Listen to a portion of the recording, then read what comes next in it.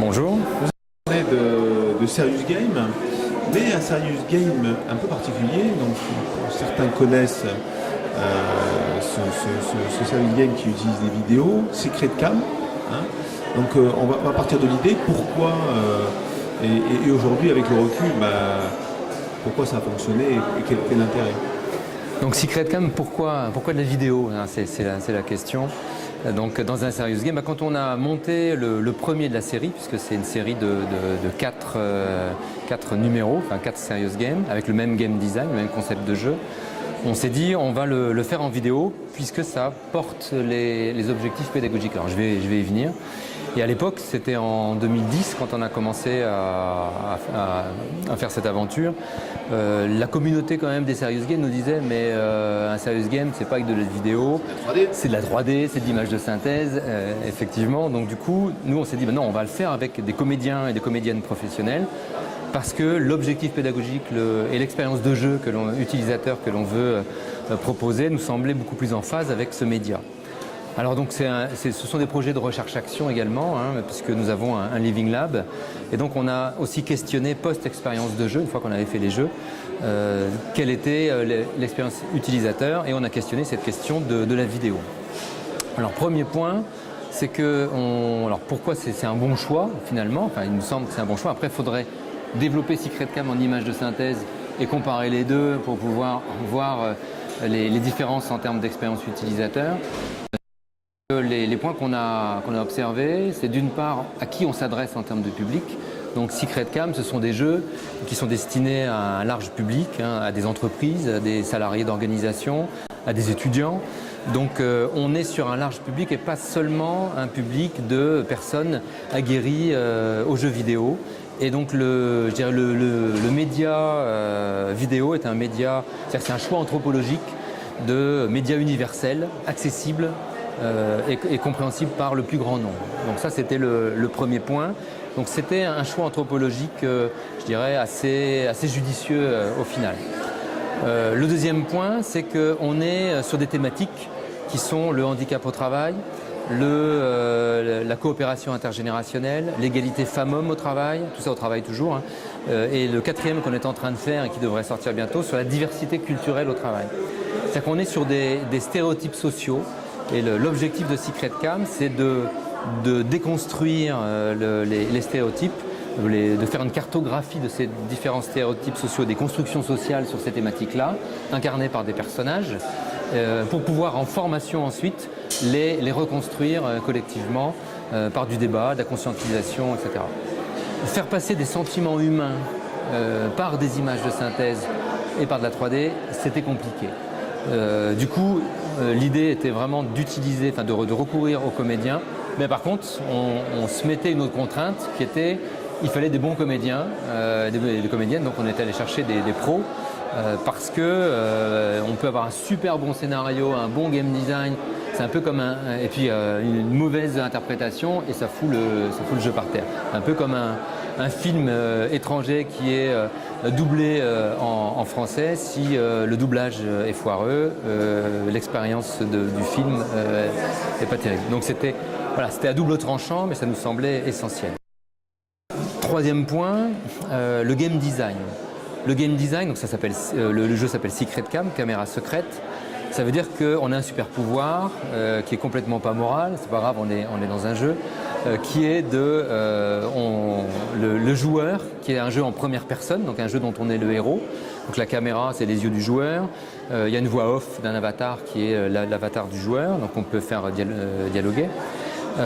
Donc le principe, c'est on voit au travers des webcams de ses collègues sans qu'ils ne le sachent. Donc les collègues se croient seuls dans leur bureau et peuvent exprimer oralement un certain nombre de stéréotypes sociaux qui ne sont pas politiquement corrects. Donc c'est le principe de la coulisse, je reprendrai le sociologue Erving Goffman qui a travaillé sur la théâtralisation de la vie quotidienne.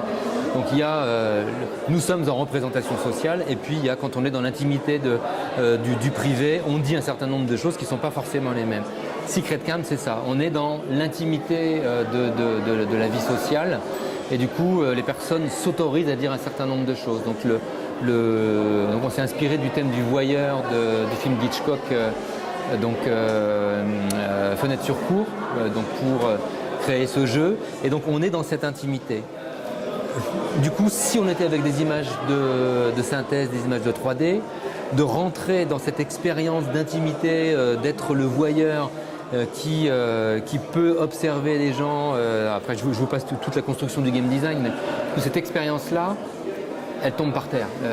On n'est pas mis dans cette expérience-là. Donc ça, c'était le troisième point. Alors, je sais pas, il y en a d'autres, mais je ne sais pas s'ils vont me revenir spontanément. Si, le quatrième point, c'est, je reviens sur la question de faire passer des sentiments humains. Ce qu'on recherche dans Secret Cam, c'est une expérience de jeu où il va y avoir une confrontation entre les schèmes de pensée du joueur, donc ma construction sociale, mes stéréotypes, chacun porte des stéréotypes, et les schèmes de pensée qui sont convoqués par les personnages du jeu.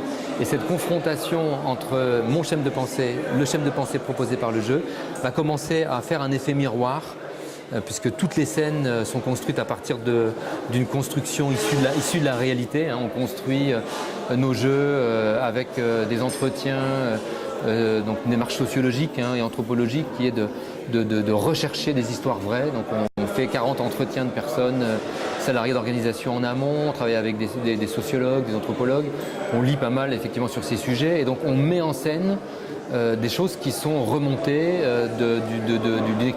d'expériences vécues, y compris de RH, de responsables de ressources humaines dans les entreprises, qui nous remontent un certain nombre de choses.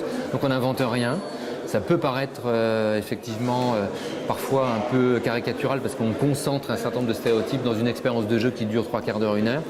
Pour autant, on a besoin du coup de cette expérience vécue pour ce que certains chercheurs, comme notamment Sanchez, Labatte et Ney, disent rechercher, enfin proposer une expérience d'apprentissage par une proximité de l'expérience de jeu au plus proche de l'expérience réelle. Donc à un moment donné, forcément, les gens vont se retrouver au travers du jeu dans une expérience de jeu qui leur rappelle une situation dans laquelle ils se sont retrouvés dans la vie réelle par rapport à la thématique du jeu. Et là, il commence à avoir confrontation des schèmes de pensée et du coup, ça commence à faire bouger les lignes individuellement. Ensuite, par l'expérience collective, enfin par le débat collectif, donc dans un processus d'apprentissage, sur une journée par exemple, on commence par jouer et ensuite on est dans un processus d'animation, de médiation pédagogique avec des pédagogies actives. Là, on commence à mettre en débat, à conscientiser collectivement et à faire émerger des choses qui n'auraient pas émergé dans l'expérience individuelle. Encore une fois, cette confrontation des schèmes de pensée, si on était passé par des images de synthèse de 3D, je pense que ça n'aurait pas fonctionné. Une dernière petite question sur le sujet, mais est-ce que ça peut être adapté donc, à plusieurs... Alors, on voit que vous naviguez sur toujours les mêmes types de sujets. Est-ce que ça peut être utilisé pour d'autres types de sujets ? C'est une question, souvent on vient nous voir en disant tiens, on aimerait bien faire un Secret Cam sur tel sujet. Il faut vraiment que le game design porte les objectifs pédagogiques, habille les objectifs pédagogiques et tout type de sujet ne s'y prête pas à Secret Cam.